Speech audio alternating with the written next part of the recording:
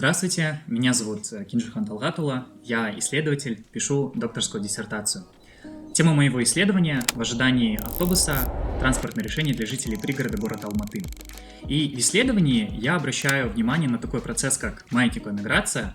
Это регулярные поездки из пригорода в город на работу или учебу и обратно. Во время поездки жители пригорода могут переживать определенные проблемы. Долгое ожидание автобусов, толкучка, пробки и долгое время поездки. Поэтому эти факторы негативно влияют на их благосостояние. Есть примеры стран, где транспорт организован иначе. Поездки, они намного комфортнее и быстрее. Однако у нас эта проблема не решена. В рамках исследования я хочу изучить нехватку общественного транспорта и разработать рекомендации по транспортной политике города Алматы. Вообще, изучать процесс маятниковой миграции для меня очень интересно, потому что я сам житель пригорода. И чтобы понять, каково это добираться до центра города из пригорода, давайте взглянем на то, как проходит мой день. Я сам проживаю в поселке Гульдала, оттуда начинается мой маршрут. Далее я выхожу на остановке Халк-Арена и доезжаю до своей работы на Абай-Фурманова. Поэтому давайте начнем этот день вместе со мной.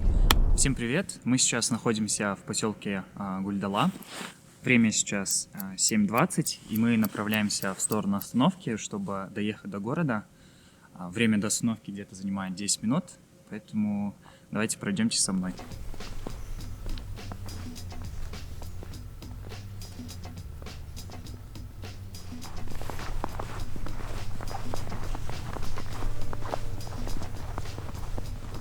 Обычно время у меня занимает где-то 1,5 часа, но иногда я выезжаю за 2 часа, чтобы успеть к 9 из-за пробок, чтобы успеть сесть на автобус.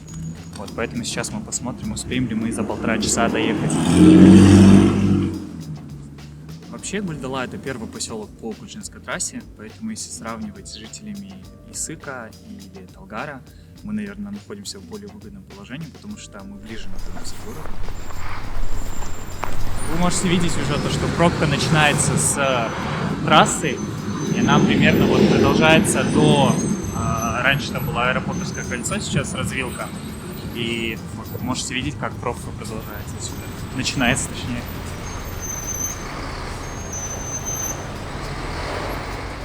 Сколько вы обычно автобус ждете по утрам? Минут 15-10. Минут 15-10? А на какой маршрут вы обычно садитесь? Здесь отсюда на любой до Халк-Арена, да. По утрам вы попадаете в автобус, потому что бывает иногда, что очень много людей в автобусе. Нет, бывает, что нет, приходится потом дольше ждать. Да, бывает такое, что выталкивает. Да. И тоже приходится ждать. Конечно. Да. По часу бывает. По часу бывает?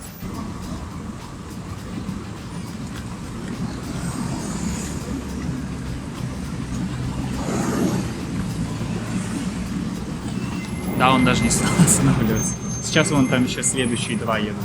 А это 222, 225 они бывают Они, не да, останавливаются, они просто едут. А в целом поездка как влияет на ваше благосостояние? В целом по дороге чувствуете усталость или в целом Дорога, конечно, дорога очень выматывает. Когда приезжаешь на работу или учебу, ты уже вымотан. То есть твое состояние физически и морально, а особенно эмоционально, оно ухудшается. Ну, вот это вот влияет все равно. Уже уставшим приезжаете на работу? Да. А особенности уставшим с работы приезжать. Потому что вечером еще сильнее давит. В целом проблема возникает только в часы пик. Это вот когда, во-первых, идет заезд, да, школьников, студентов, работников города Алматы, и когда у нас идет выезд. Да. А это Садыкова Гульнара Муратбековна, доктор технических наук, профессор UAB. Она изучает логистику агломерации и имеет более 100 научных публикаций.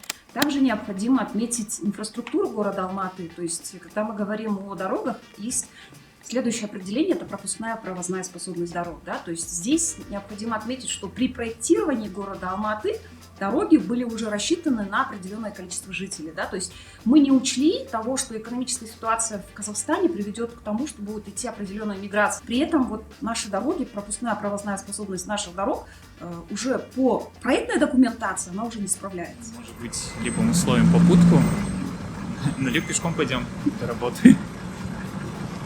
Көбінесе қай маршрутпен қолданасыз? Көбінесе осы маршрутпен. Сонда қаланың ішіне кірмейсіз ба сіз?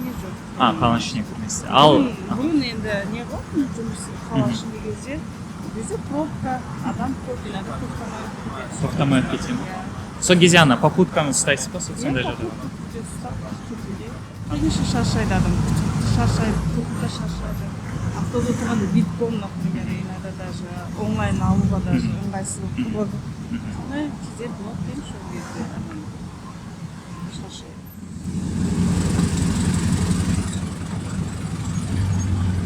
Да, поэтому, наверное, мы словим попутку, потому что уже время, нам нужно успеть на работу. Поэтому, наверное, начнем ловить попутку.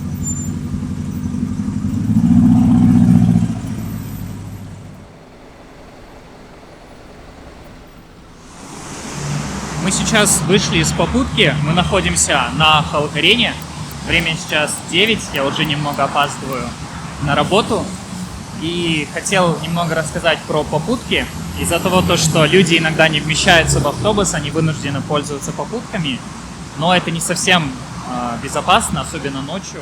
Поэтому люди все-таки предпочитают пользоваться автобусами из-за соображения безопасности. Сіз қай жерден келесіз осы жерге дейін? Талғажықтан.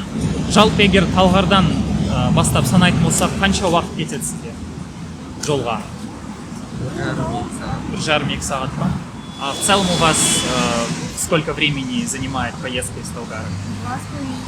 2,5 часа. От дороги больше не А есть ли у вас какие-нибудь возможные предложения по решению, может быть, данной ситуации? Чтобы чаще ходить, чтобы больше ходить, потому что у нас они очень развитые. Они уже на конечную остановку полностью. Если, например, покрыть вот в часы пик, увеличить количество автобусов, да, например, в часы пик у нас там выезжает 4 автобуса, вместо 4, например, отправить, например, 10 автобусов, да, это будет уже нагрузкой на наши дороги. То есть это в любом случае приведет к тому, что транспорт будет стоять.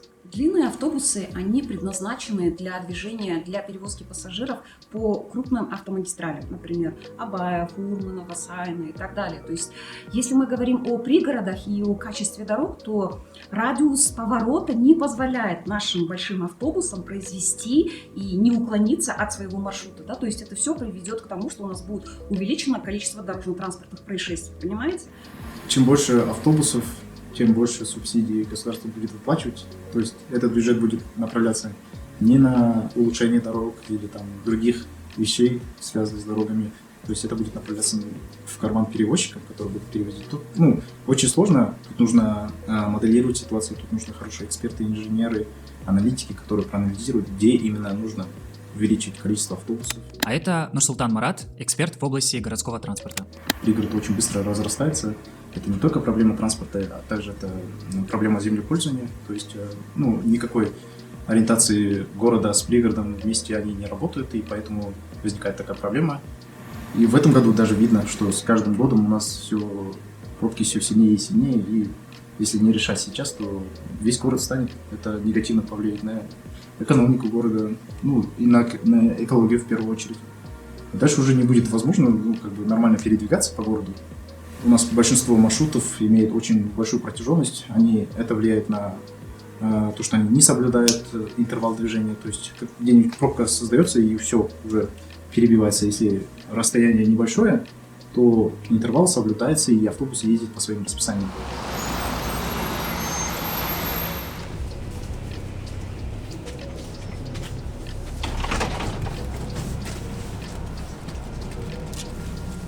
Мы доехали до финальной точки, я доехал до своей работы.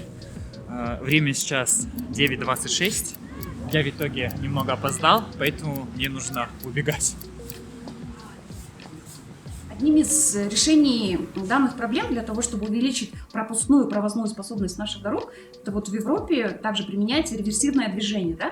То есть если вы понаблюдаете за движением города Алматы, то в целом, например, с 8 утра до 10:30, например, все автомобили едут в город, да, и при этом, например, следующая полоса у нас свободная, да, и вот здесь вот, когда мы говорим о реверсивном движении, то здесь одну противоположную полосу выделяют для движения основного потока, да, то есть здесь это одно из таких решений проблем с учетом инфраструктуры и при этом с минимальными определенными капиталовложениями. Одно решение было то, что строительство транспортно-пересадочных узлов, больших хабов на пригородах в город, то есть где-то где-то возле Жетсу базара, это там построить там, транспортно-пересадочный узел со всеми там, кафешками, удобствами, там будут размещаться и автобусы, и электрички, и так далее, чтобы туда все это приезжало, а потом уже люди оттуда расходились, либо наоборот, там скапливались и обратно в пригород уезжали. Любое какое-то решение требует финансов. В зависимости от финансов можно реализовать любые варианты, то есть изменением расписания, добавление холостых рейсов и так далее, от минимального до там, строительства электрички и так далее. Все зависит от количества финансов, которые будут выделены в наш город. Для транспортной политики важен единый процесс принятия решений. И пока городское управление и управление в области не будут связаны, эти проблемы транспорта останутся актуальными.